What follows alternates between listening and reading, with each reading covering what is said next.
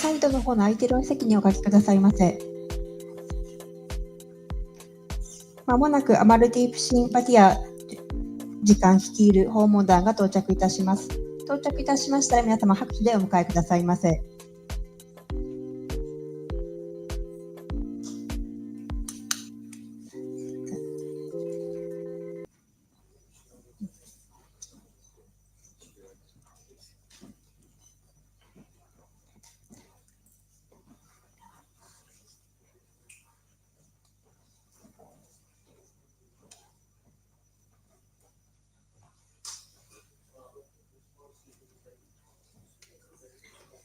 1階席が満席になりましたら2階席もございます。2階席もお使いくださいませ。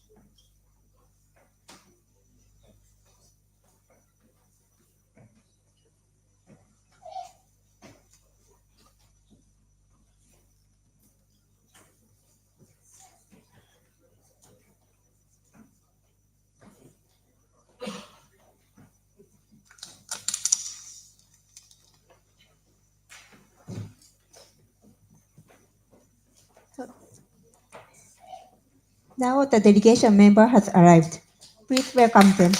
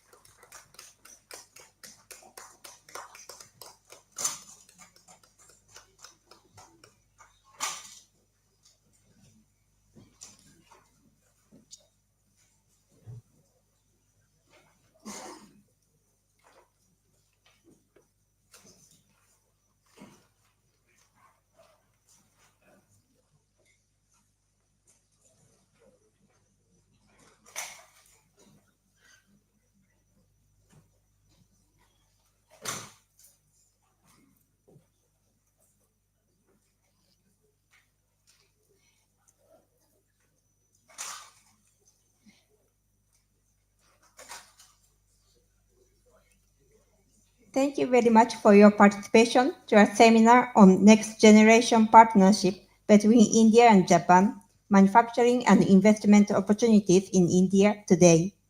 皆様、本日は日印次世代パートナーシップインドにおける製造業と投資機会セミナーへご参加いただきまして誠にありがとうございます。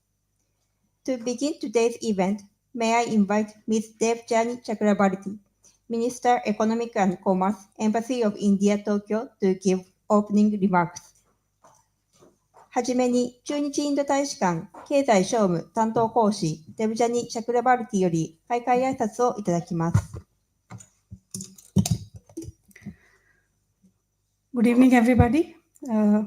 Mr. Amardeep Singh Bhatia, Secretary, Department of Promotion of Industry, Internal Trade, Ministry of Commerce, Government of India. Ms. Akiko Okumura, Executive Vice President, JETRO. Mr. Anuj Kapuria, Mission Chair, CII Annual Mission on Technology. Ms. Pant and Mr. Vishnu Sharma from the National Industrial Corridor Development Corporation.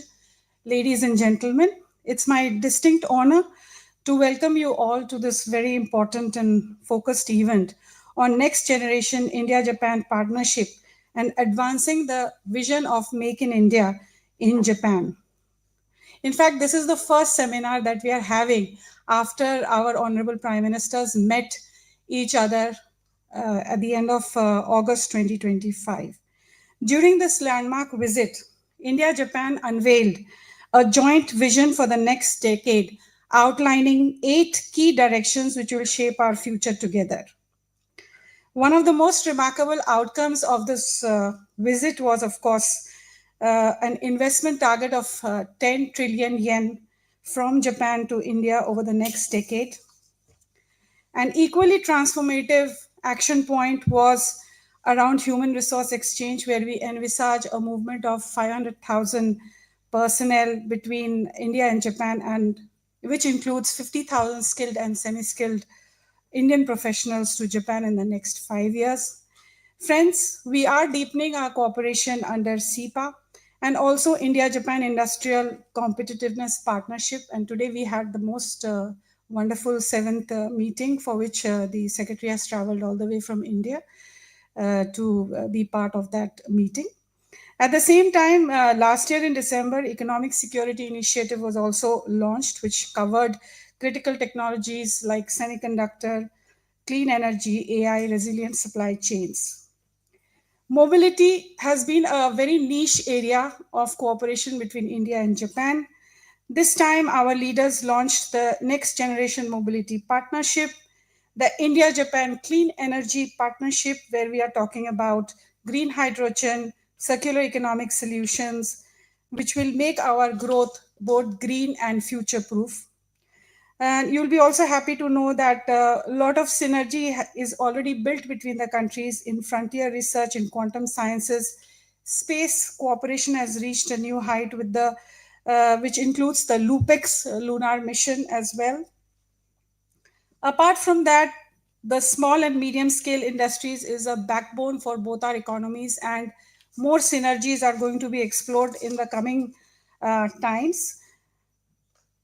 And one of the other highlights of this meeting was, of course, 16 governors of Japan coming and calling on our Prime Minister. It was a very synergetic moment, I would say.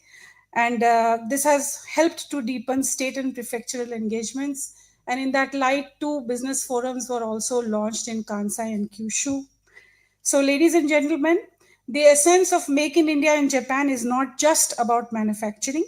It is more about co-innovation, co-creation, co-investment, leveraging India's scale and talent with Japanese technology and quality standards. As I already said, we have concluded the 7th IJICP partnership meeting today. On behalf of Embassy of India, I would like to reaffirm our support to all the endeavors that we will undertake in the future to realize the goals that have been set by both the leaders. Thank you very much for coming, and hope you have a fruitful session. Thank you.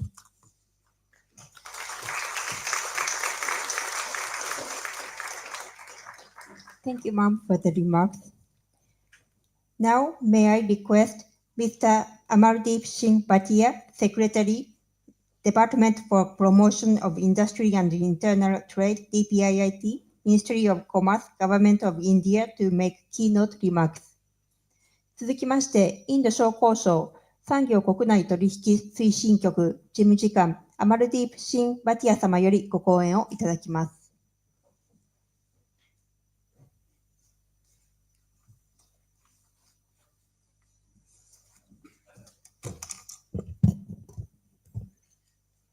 Good afternoon, everyone. It's indeed a pleasure to be here amongst all of you for this meeting where we have an outreach with the industry to tell on what the government is doing to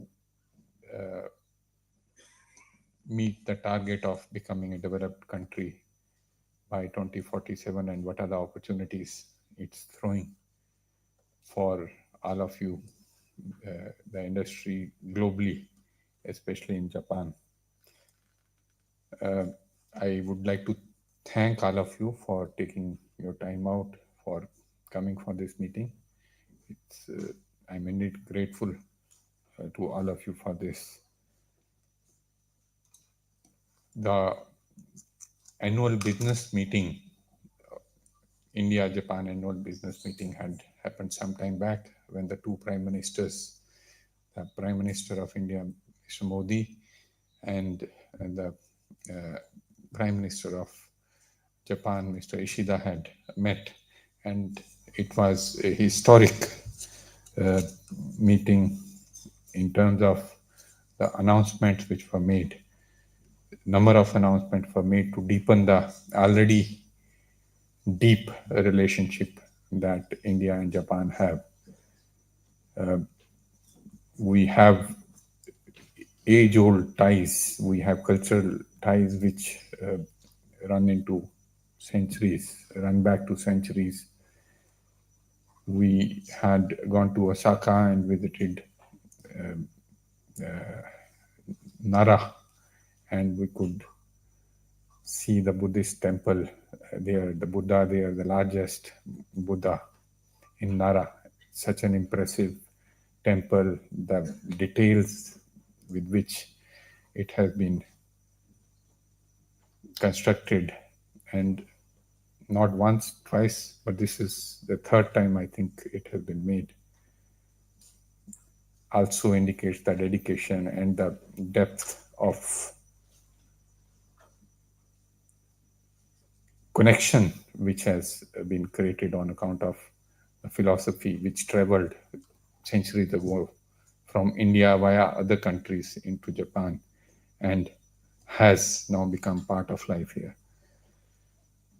So coming back to the business summit, where a number of announcements made, one of the major announcements was on the economic side. 1 trillion yen of investments in 10 years, 1 trillion yen of private investment in 10 years. Oh, sorry, 10 trillion yen of, that translates to around 60 to 70 billion dollars of private investment coming into India from Japanese private investors. Now, this comes on the back of the 5 trillion yen success promise, which was made earlier by the prime ministers. And it's ambitious, but at the same time, as I was sharing during the annual IGICP, the Indo-Japan Industrial Community Partnership, which is a government-to-government thing between India and Japan, that announcement reflects the aspirations which are already there in the Japanese side, in the Japanese industry, which we could also feel when we had gone to the two places, the Fukuoka as well as Osaka, which we could feel that, yes, there is a potential, there is a deep interest. The dots have to be connected. And we are here today to understand from all of you what are the dots which we need to connect so that we are able to achieve this faster. So this is the first of the meeting. We hope that there will be continued exchanges till we are able to achieve this target. And I'm going to talk a little more of what are the other announcements, what are the elements of these announcements before we come to why these investments should be done, why it is doable, and then leave it open to all of you to discuss. The other elements of the PM's announcement was with regard to SMEs, that there is a need to facilitate SMEs. There is a need for SMEs, greater flow of SMEs to be there from India to Japan, greater collaborations, greater joint ventures, greater number of joint ventures, or straight direct investments. Towards this direction, the India-Japan SME Forum was also announced. We hope that this investment from SMEs will also bring in greater amount of value chains of the respective products into India. There was also mention about startups, providing market access to startups from both the countries, in both the countries, towards which already some work is being done. There is a program of GBIC or JICA. I think JICA is running a program, if I'm not mistaken, with the Japanese startups in Hyderabad region. Or GBIC? JETRO is running it. JETRO is running it. So, sorry, I keep mixing up these three. So, JETRO is running that program. So we expect that both side startups will not only gain from market access, but also gain in terms of other linkages which get developed on account of this.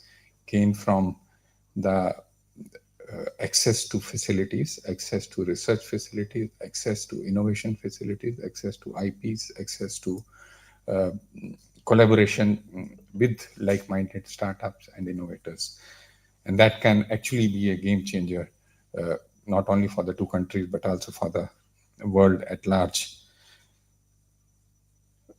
There was also mention about the regions working with the states. So towards that direction, two business forums were announced, the Kansai and the Kyushu business forums, toward which already, that's one of the reasons why we were also there in these two places.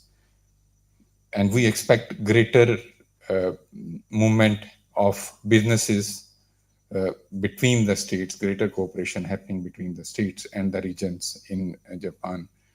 In fact, during the discussions in the two places, we were also discussing on having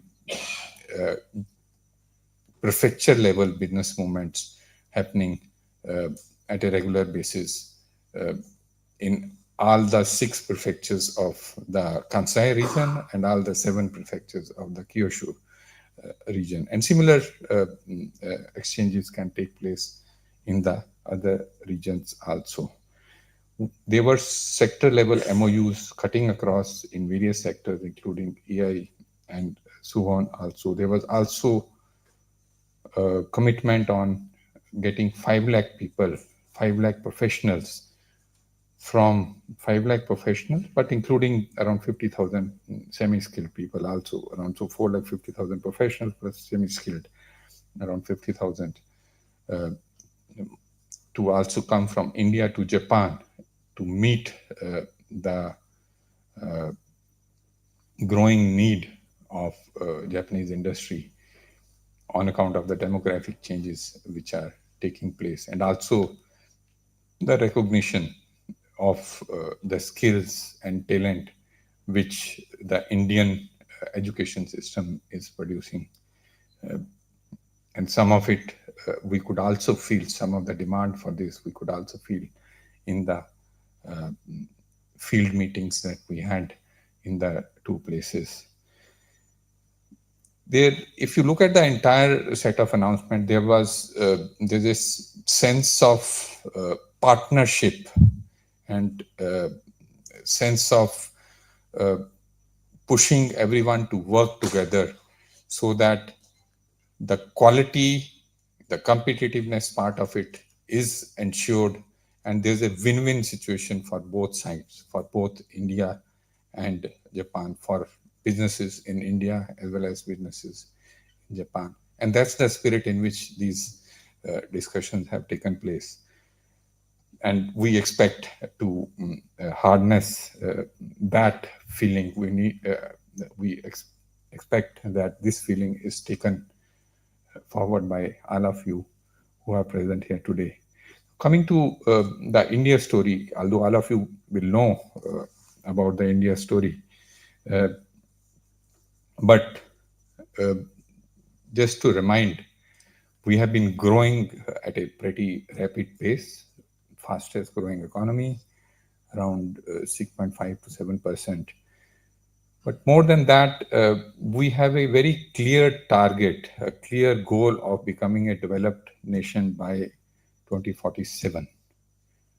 Now, that developed nation target gives us various milestones to be achieved in various sectors, which again we have worked out at the 5-year level in the short term as well as in the long term 2047 level. This includes targets in each of the sectors, whether it is road infrastructure, aviation infrastructure, whether it is in energy infrastructure, and mind you, also looking at various models as to what are the various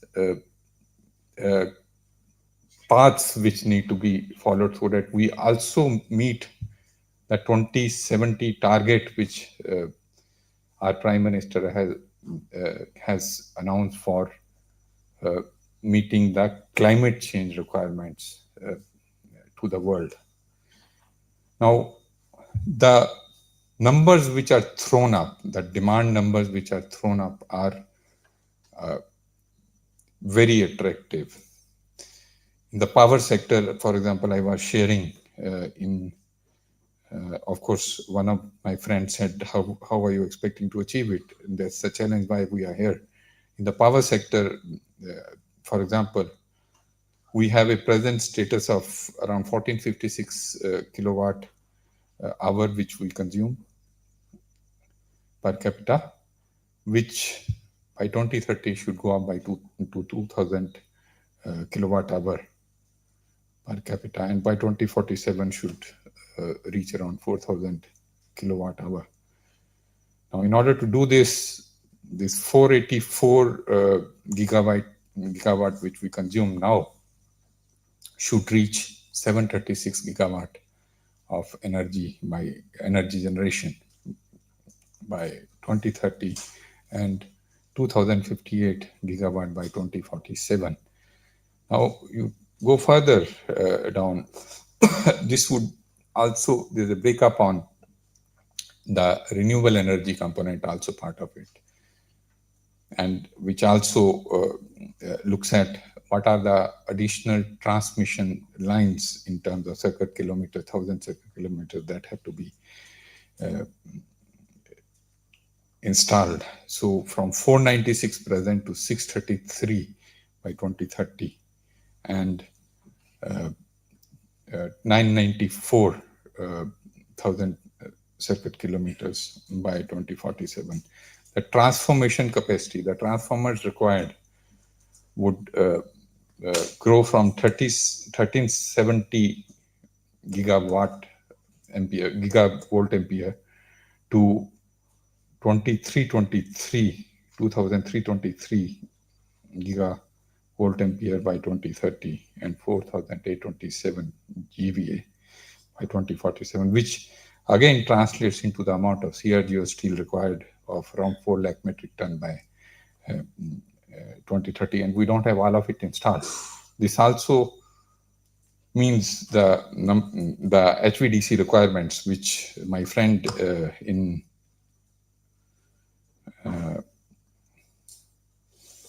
Fukuoka reminded me that it is not easy to meet because there are limited number of manufacturers and there is demand from all around the world on the requirement for HVDCs. So this is the kind of demand, and we have a youthful population whose standard of living is rising, whose demand for quality products is rising, demand for quality consumer products is rising. Now, with all this, with that steady growth which we are expecting, I don't see any reason why companies should not invest in manufacturing in India. We also have taken a number of steps in ensuring that investments can come up from around the world. Our FDI policy is one of the most liberal. All of you will be aware of it. We have a very good startup ecosystem to collaborate with also. We have taken a number of steps towards ease of doing business. We, in fact, doubling down on the commitments made that we will deregulate at a very aggressive pace. Only in the last fortnight, the GST reforms were carried out, next generation GST reforms, where the number of slabs of GST were cut from 4 to 2, and thus rates were slashed, which is expected to lead to large increase in market demand.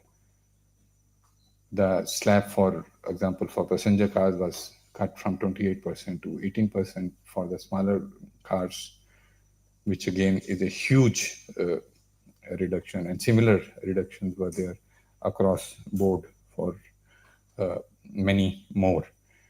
This is one example of the aggressive way in which major changes, major reforms are happening. The income tax act also has been overhauled, and new, simpler act is replacing the earlier act without drastically changing the regime in order to ensure certainty, bringing in simplification. There are major activities happening at the federal level and the state level to ensure that deregulation takes place. Unnecessary requirements are done away with in various areas, whether it is labor requirements, whether it is factory inspection requirements, so that it becomes easier for doing business. And this is being done at a very aggressive pace.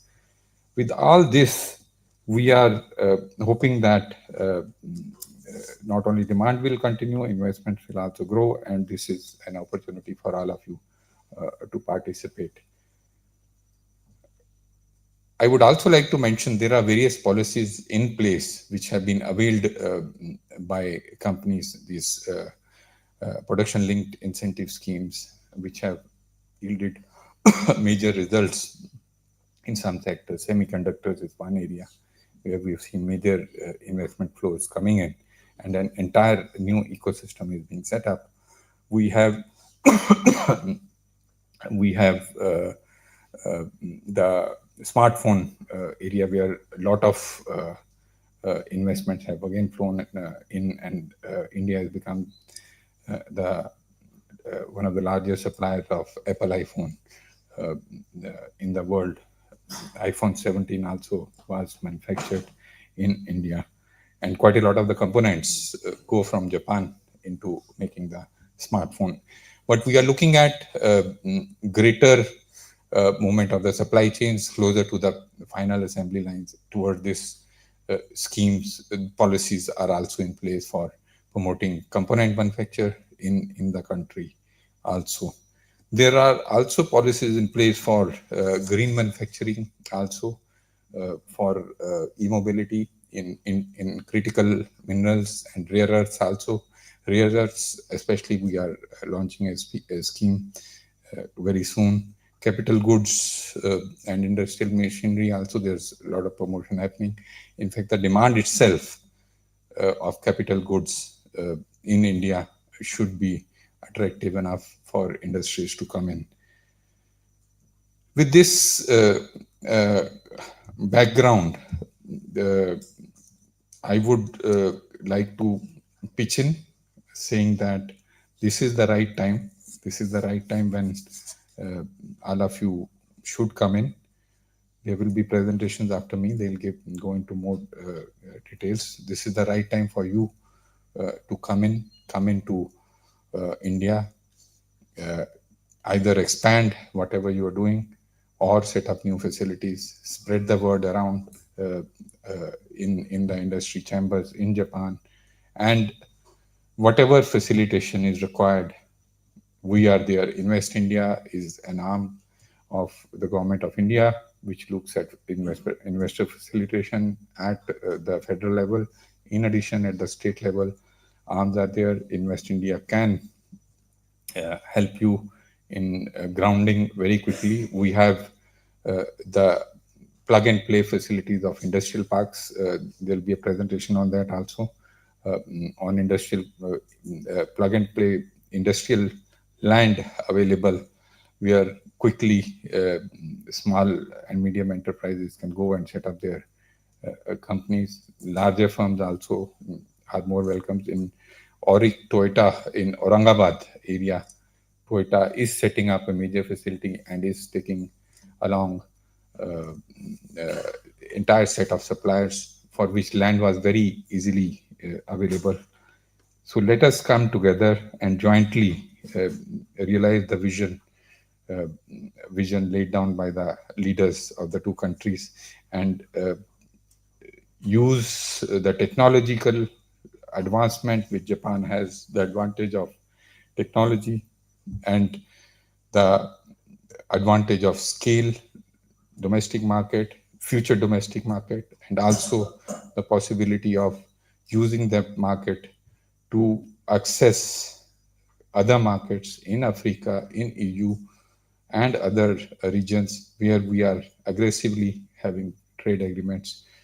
Come and take advantage of that, and let us progress together, hand in hand, as we say in Namaste. This hand and this hand, and this is what we do in Osaka also. Let us work hand in hand to ensure that it is win-win for both Japan and India. Thank you very much.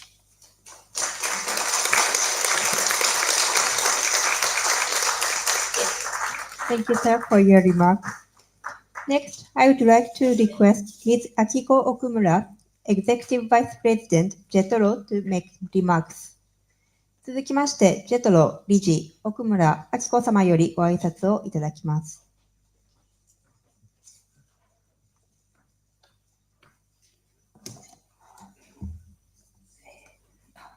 Ms. Debjani Chakrabarti, Minister of Economics, Embassy of India, Tokyo. Mr. Amardeep Singh Bhatia, Secretary, Department for Promotion of Industry and Internal Trade, Ministry of Commerce, Government of India. その他、ご登壇者、ご参加者の皆様、ただいまご紹介いただきましたJETRO理事の奥村です。Next Generation Partnership between India and Japan, Manufacturing and Investment Opportunities in India の、開催にあたりまして、一言ご挨拶を申し上げます。皆様、ご存知の通り、先ほど講師から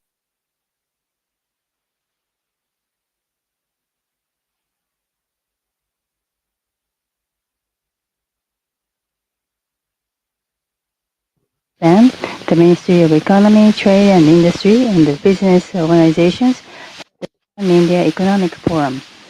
At the forum, JETRO introduced 170 Memoranda of Understanding, MOUs. Beyond the traditional like transportation, equipment and steel, cooperation between Japan and India was confirmed for investment projects in cutting-edge industries such as Furthermore, Prime Minister Ishiba announced the Japan-India Economic Security Initiative, confirming cooperation and economic security. Regarding India, was indicated that based on the Make in India for the World policy and the Japan-India, the direction is to aim for expansion into third countries. We are confident that such movement will further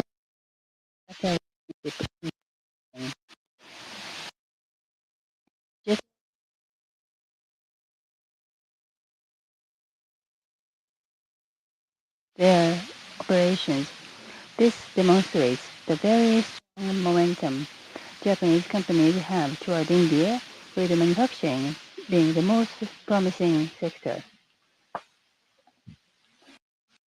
Amid this growing momentum in Japan-India collaboration, the role played by India's Department for Promotion of Industry and Internal Trade, DPIIT, can be said to be extremely significant. DPIIT has established Japan Plus within its investment promotion agency, Invest India, to support Japanese companies. Japan Plus works in close coordination with the JETRO New Delhi office, providing information from Indian ministries and state governments to Japanese and Japanese affiliated companies considering a new investment or expansion in India. I believe that the IIT's increased commitment to Japan will further accelerate Japan-India collaboration. Furthermore, JETRO also intends to continue contribution to support the Japanese companies' investment in India by collaborating with DPIIT and Invest India. JETRO maintains offices in 5 locations in India: New Delhi, Mumbai, Ahmedabad, and Bengaluru, and Chennai. Having 5 offices in a single country is quite rare. In fact, business in the Japanese company by year, reflecting the growing interest in recent years. I conclude my remarks by the hope that Japan-India relations will continue to develop further. Thank you very much.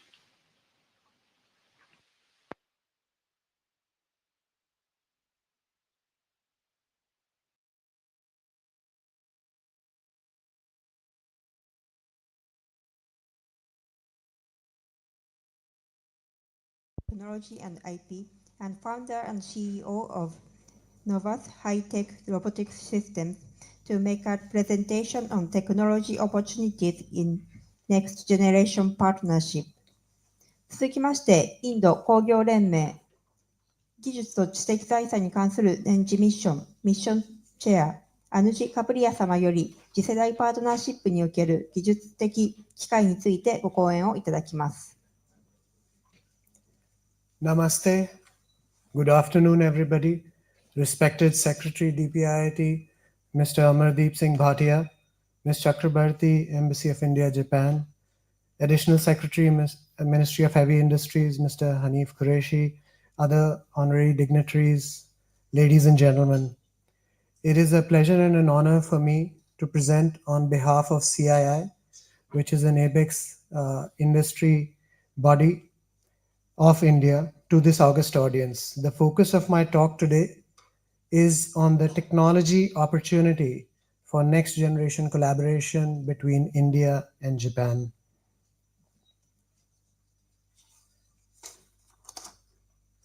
So looking at, I think enough has been said about how innovation is progressing in India, but looking at the Global Innovation Index, India has been climbing the charts quite rapidly in the last few years, which is a clear signal that we are on the right track when it comes to innovation. One of the biggest drivers of this improvement has been the startup ecosystem. India today boasts over 120, the slide is a little dated, 120 now, unicorns, which are over $1 billion companies. And this says that innovation is not just happening, but it's scaling rapidly in India. This growth is backed by obviously a very strong technical training foundation, institutes, highly skilled engineers, developers, and entrepreneurs who are ready in India to take on global challenges. Government initiatives like the Skill India mission are playing a big role, making sure that we not just produce talent, but the right kind of talent for industries of the future. India has also made major strides in improving its ease of doing business, which makes it simpler for entrepreneurs and investors to set up operations and scale faster. As was mentioned, the tax regime and many more changes that are coming. India is rapidly becoming the hub of technology, design, and IP exports. We are poised not just to be consumers of technology anymore, but creators of it as well. And that is our aspiration. I'm just going to skip over this one of the Global Innovation Index for paucity of time. But one of the key metrics and indicators of India's innovation is the intellectual property ecosystem, which is also evolving rapidly. And numbers tell this story. In 2023, India reached the 6th position globally in patent filing with over 64,000 applicants, a major milestone in our innovation journey.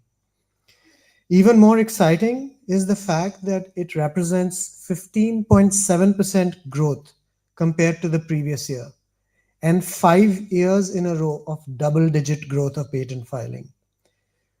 Another metric that stands out is the fact that 55% of these filings come from Indian residents, showing that the domestic ecosystem is progressing very well.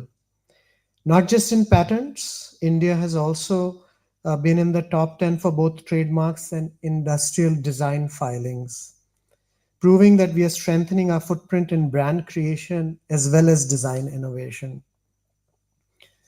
So while we are progressing and it is impressive, there are some critical gaps we need to address in order to truly become a global innovation powerhouse. First, we need to invest more in R&D, both from the public sector as well as private companies.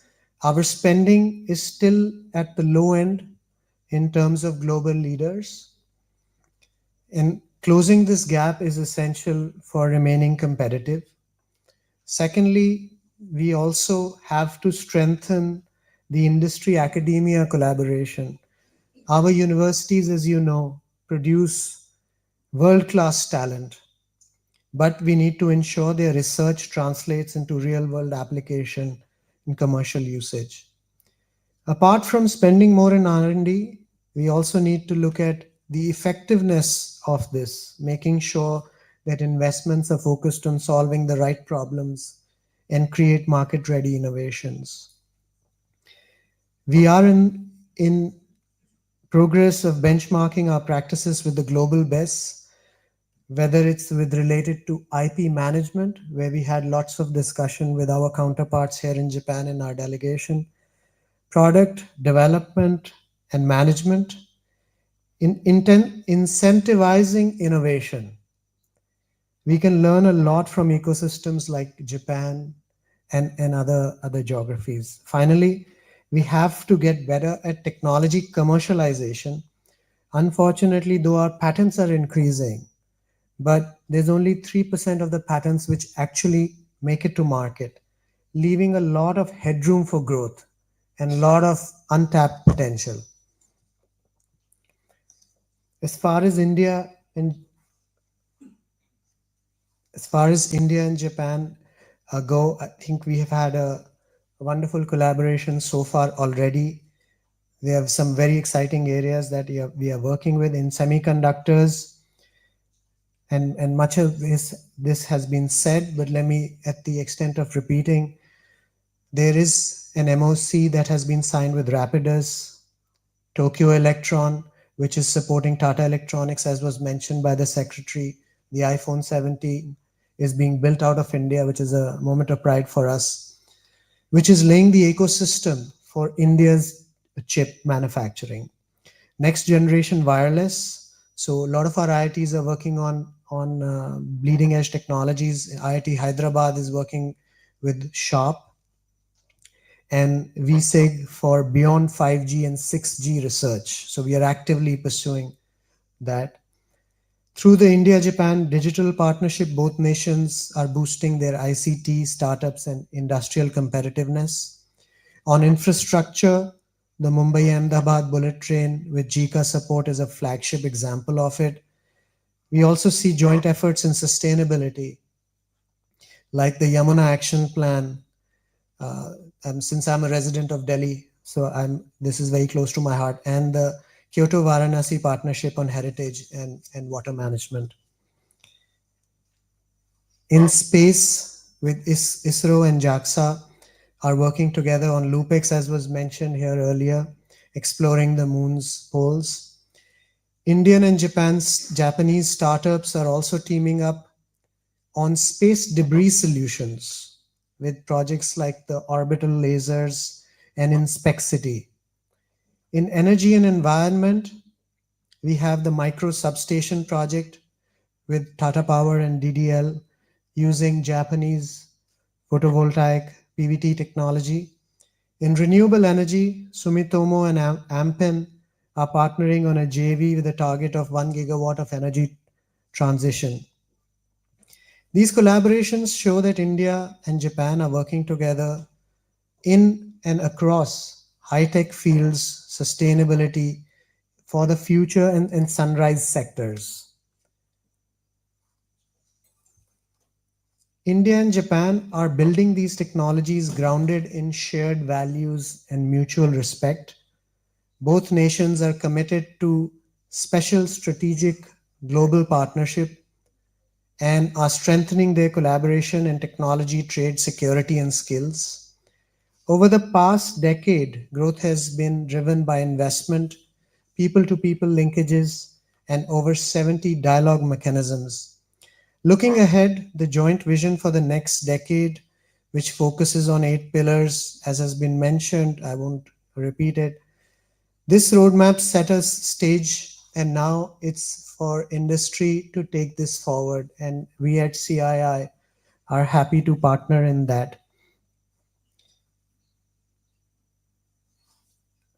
As was already mentioned, India, Japan, we are looking at various strategic sectors in digital AI, initiatives like the IJDP 2.0, which with the support of R&D, talent exchange, and data center collaboration.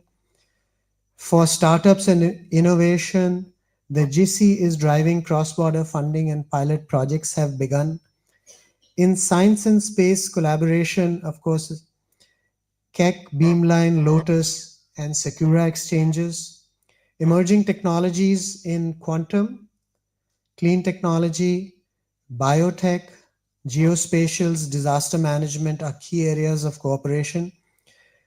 In defense and security, India and Japan are engaging in tri-services exercises and co-developing defense technologies. CII has a large membership of defense companies as well. These focuses show a comprehensive forward-looking partnership spanning science and technology. India-Japan partnership is focusing on these 5 themes through, as I mentioned, I think we're repeating them a little bit, but even the AI cooperative cooperation initiative is one of the key ones, with AI now kind of ruling the world. And the software engineers being a key talent of India is something that we can definitely work together on.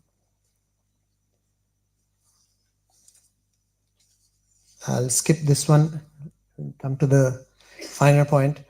The CII, we expect to play a key role in strengthening this collaboration.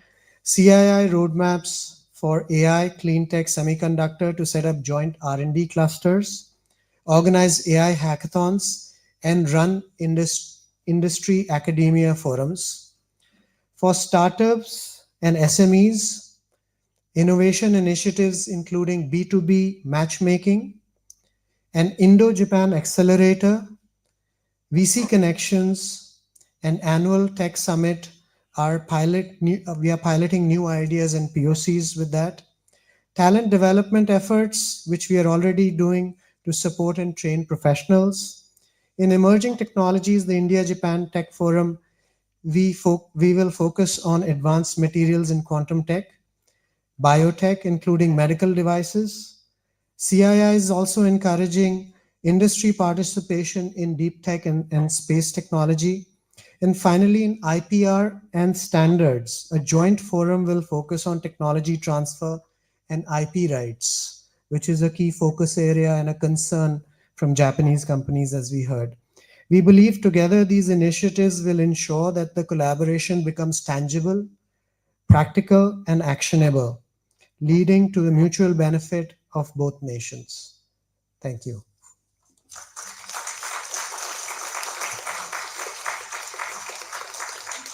Thank you, sir, for your presentation. Next, I would like to request Ms. Deepti Pant, Head International Relations, the Associated Chambers of Commerce and Industry of India, to make presentation on electronics and semiconductor collaboration. 続きまして、インド商工会議所連合国際部長ディープティ・パント様より、電子機器と半導体分野における連携についてご講演をいただきます。I would like to acknowledge Secretary DPIIT Shri Amardeep Bhatia ji Additional Secretary, Ministry of Heavy Industries, Dr. Hanif Qureshi, Joint Secretary, DPIIT, Ms. Sandhya Bhular, and colleagues from DPIIT and Invest India. I also acknowledge Ms. Akiko Okumura, Executive Vice President, JETRO, Indian delegation members, friends and industry members from Japan, Embassy of India for taking this initiative. Konnichiwa.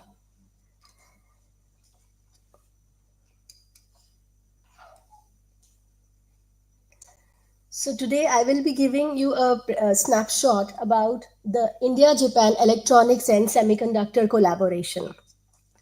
What makes a smartphone smart and a computer process millions of commands in fractions of seconds, a TV brings out the reality as it is happening right now. A satellite collect data and send signals across the world. It all comes down to that tiny little thing which is called the semiconductor chip. Semiconductors are the essential blocks of modern electronics, acting as hidden brains that make the devices work. To give you a quick snapshot about the facts and figures, the global semiconductor market is expected to reach 1 trillion by 2030. India's share is 10% in the global semiconductor industry. India's chip market is set to hit $110 billion by 2030. And we have 85,000 skilled workforce of engineers ready by financial year 2026. One of the key aspects of the Indian semiconductor mission is the outlay of 76,000 crore, which boosts the local manufacturing, design, and talent.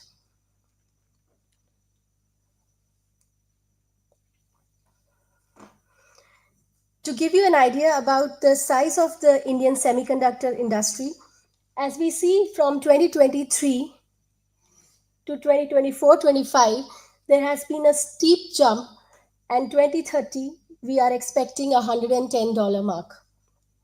Just in few years, we have seen a phenomenal growth in the size of the Indian semiconductor market.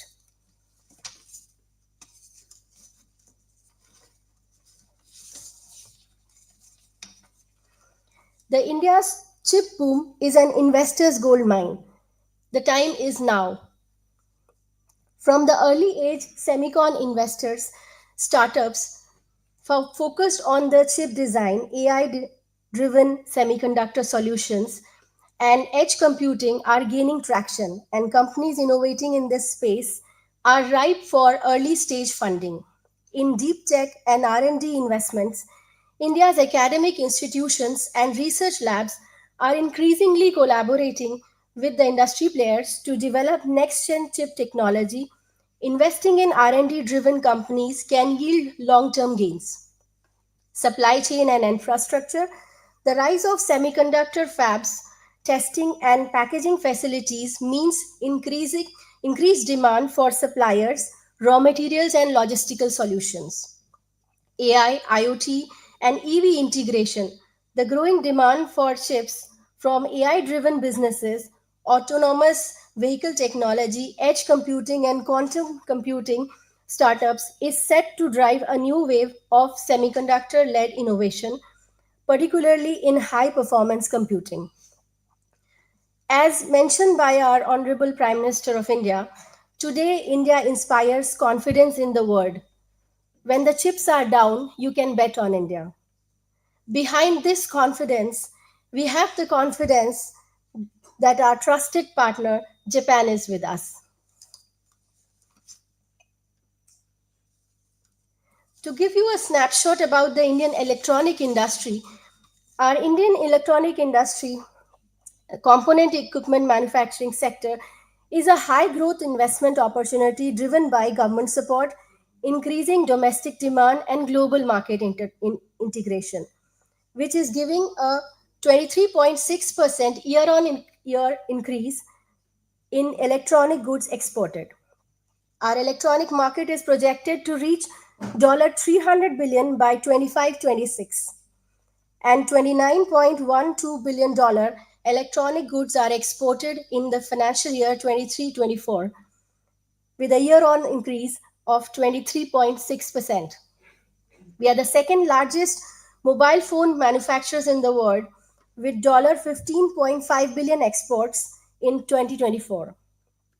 And our target is to achieve $500 billion in electronic manufacturing by value by year 2030.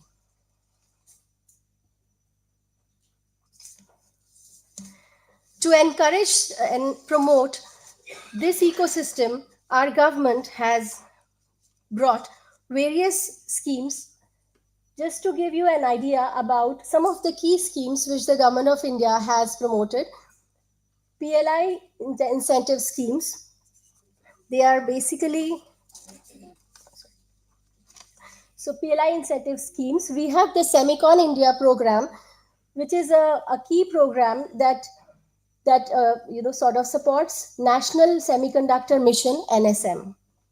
Under the National Semiconductor Mission, we have various sub-schemes, which is semiconductor fab schemes, display fab schemes, compound semiconductor and ATMP scheme, design-linked incentive schemes. There are other schemes also to promote electronic manufacturing components and semiconductors, which is the scheme for specs. We have a National Policy on Electronics 2019 and Modified Special Incentive Package Scheme.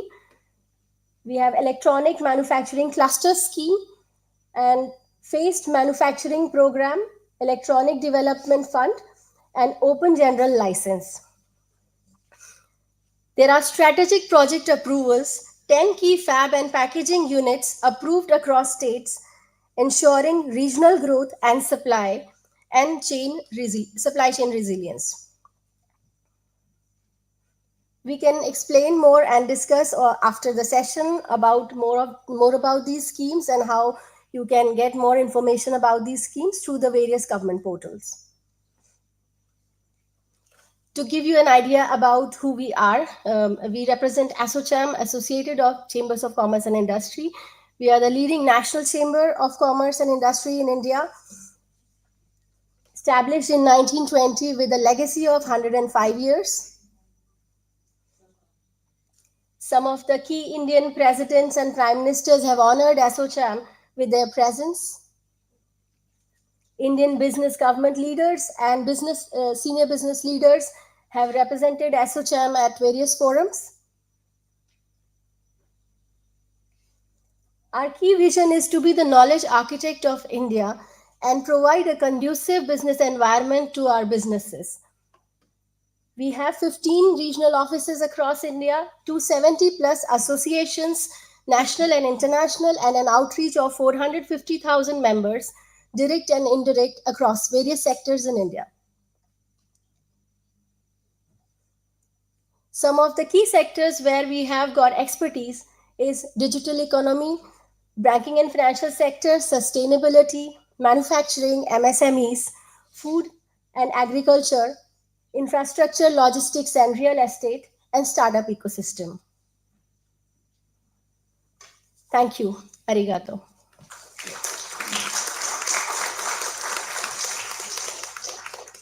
Thank you, ma'am, for your presentation. Next, I would like to request Mr. Vishnu Sharma, National Industrial Corridor Development Corporation Limited, to make presentation on industrial clusters by NICDC. 続きまして、インド産業回路開発公社、ビシュヌ・シャルマ様より NICDC による産業クラスターについてご講演をいただきます。Good evening, everyone, and thank you for joining us. Thanks to Honorable Secretary DBIIT Sir, Sri Amardeep Bhatia ji, and my seniors from Government of India, and thank you very much for joining us today.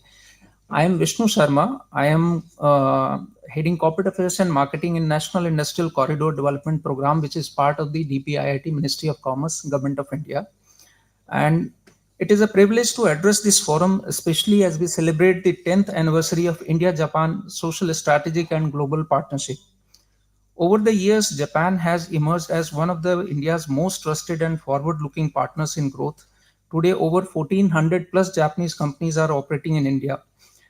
Our cooperation extends for beyond trade and investment, covering climate action, startup skill development, and many more. Despite global uncertainties, India continues to be the fastest growing large economy.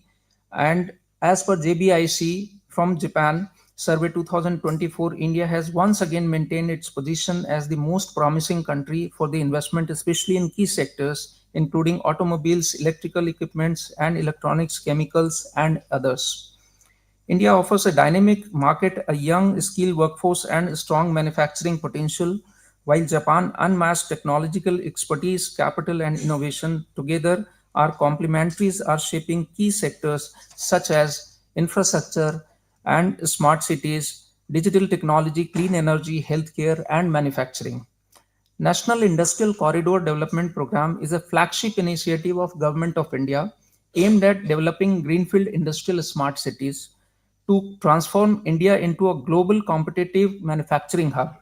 These industrial cities offer fully integrated plug and play infrastructure facility at a plot level, enabling systematic and sustainable urban and industrial growth. Just to give you a glimpse about who we are and what we do and how we do, I would like to request to play a short video. Can we have a video, please?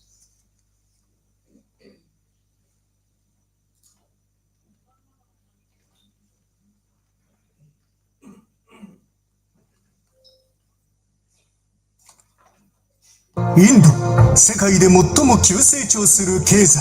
2027年までに5兆ドルの経済規模。購買力陛下で世界第3位の経済大国。この中でアートマニルバールとビクシットバーラトのビジョンに沿ったプログラムがインドの産業界に静かに革命を起こし、世界標準の産業界と肩を並べることになった。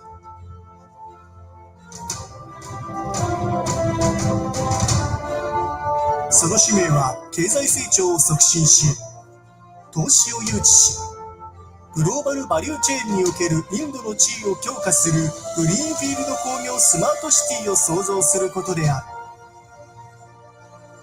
需要に先んじたインフラの整備、ロジスティクスの強化、持続可能で強靭なインフラの構築に重点を置き、アートマニルバール・バーラトのビジョンを推進する。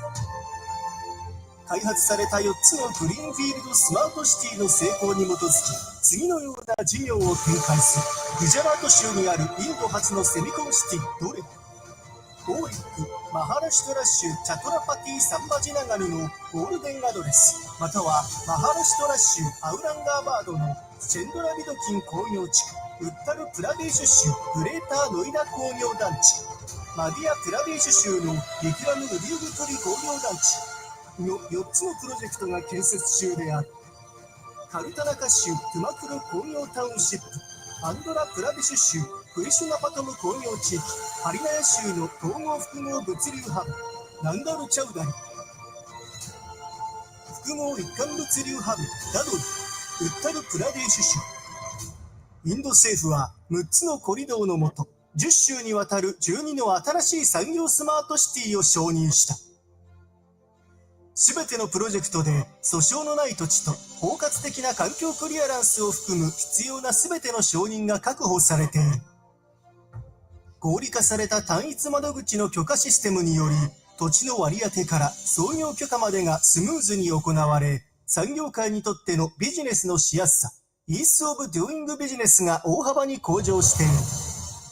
この効率的なプロセスにより、様々な企業が土地割り当てから2年以内に生産を開始することが可能になった。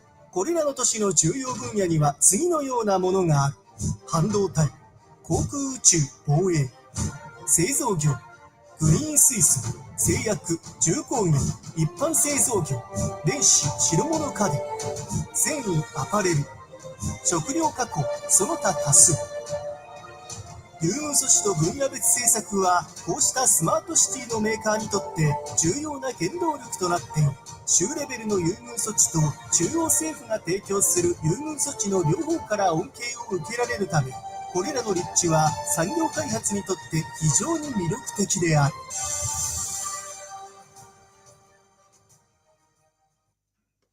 Thank you very much. Thanks for your patience. I hope that short video gave some clarity about who we are.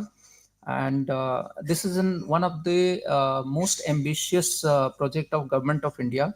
Just to give you a background, that we have already allotted the land to Toyota with 836 acres in Maharashtra, Fuji Silvertech, Nidec Global, Nagata Group, and there are many more SMEs. Japanese companies are already in the pipeline for allotting the land. So other Japanese collaborations we have in NICDC, JBIC has 26% stake since beginning, and we have a sister concern called NICDC, Logistic Data Services, wherein we have 50-50 JB with the NEC Japan.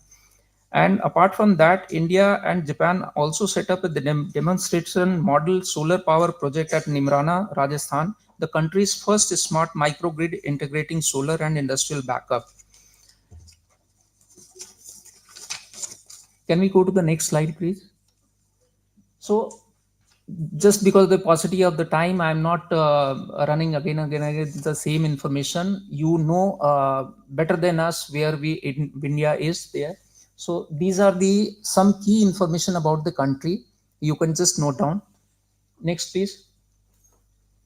So this is the vision of Government of India, Viksit Bharat, and by 2047. Next, please. So these are the total 20 projects which is given here. 4 developed and 4 are upcoming, and there are 12 new projects announced last year by Government of India. Next, please. So these are the plug and play infrastructure we talk about, which is available at the plot level. Next, please.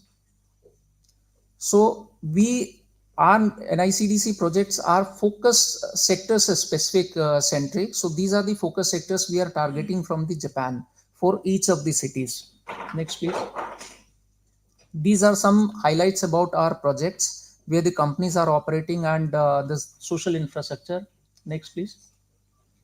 These are some key features, key figures on the numbers where we stand today as on the developed projects. Next, please. As you can see, we have already allotted close to 425 plots, wherein 100 all are already operational and 100 are going to be operational very soon. Next, please. These are the utility rates which you can find on the website. Next, please. These are 4 upcoming cities which will be ready in next 1 year timeline. Among these, 2 are the industrial smart cities and 2 are the multimodal logistic hub and transport hub. Next, please. These are 12 new cities which has been announced by Government of India last year. These are the details of these 12 cities which are across 10 states in the country. Next, please. These are some good words by the global investors. Next, please. Thank you. I just would like to mention and closing it that we are already closely working with the JBIC, JETRO, JICA, METI from Japan and India, and I would like to thank them for their cooperation and support. And I encourage all the delegates who are present here and through your platform to invite the delegation to the India. We welcome, and we keep visiting and taking the Japanese delegation in Dholera and other cities. So here I would like to thank the Embassy of Japan, Embassy of India in Japan, CII, SOCHAM, and all the stakeholders, JICA and JETRO. Thank you very much. Thank you.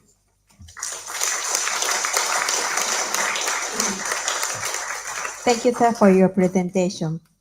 We will now conclude the seminar on next generation partnership between India and Japan, manufacturing and investment opportunities in India today. 以上をもちまして、本日のイベント、日印次世代パートナーシップインドにおける製造業と投資機会を終了とさせていただきます。皆様ご参加いただきましてありがとうございました。We will have a networking session with light refreshment at the foyer just outside of this venue from now. Please join us.